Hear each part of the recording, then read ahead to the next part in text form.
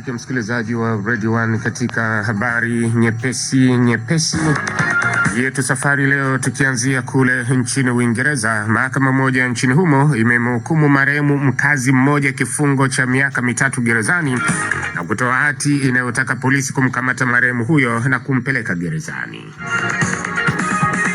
Mahakama moja kule Uingereza imemhukumu marehemu mkazi mmoja kifungo cha miaka 3 gerezani na kutoa hati inayowataka polisi kwenda kumtafuta na kumkamata marehemu huyo na kumpeleka gerezani. Hukumu hiyo imetolewa na Jaji Nigel akipinga vikali taarifa za kifo alizopewa na ndugu wa marehemu ambaye alitakiwa awepo mahakamani hapo kusikiliza hukumu ya kesi yake ya kukiuka masharti ya kifungo cha nje.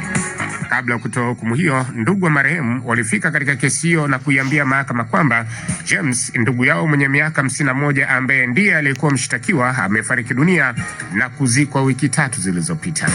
Baada ya taarifa hiyo, hakimu aliuliza kama ndugu hao wana cheti cha kifo cha James na ndugu akajibu kwamba hawana.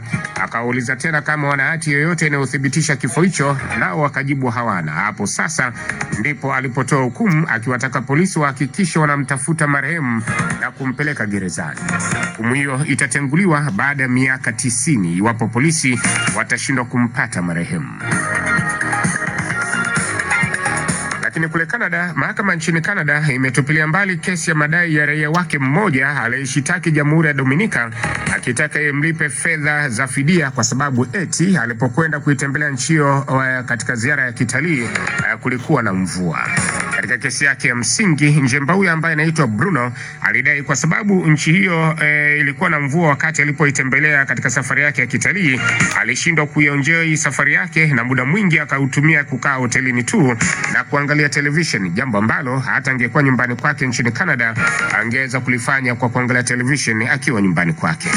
Ni kwa sababu hiyo Bruno aliitaka Jamhuri ya Dominika imlipe fidia dola za Kimarekani 190,000, na kama hiyo haitoshi akataka hata hoteli alofikia nayo imlipe fidia. Shirika la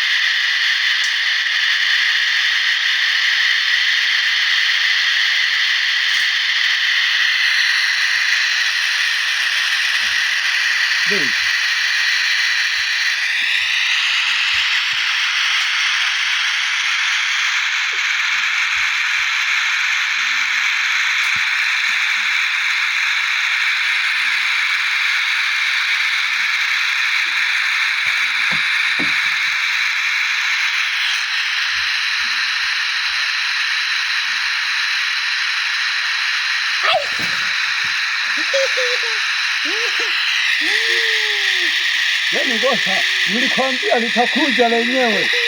Hili ndio limeharibu mitambo ya redio hili. Yani huyu tulikuwa tunamsikilizia huyu. Unakata taarifa ya habari wewe? Wewe ndio unakata taarifa ya habari. Sasa hili kanya. Unawanga mchana.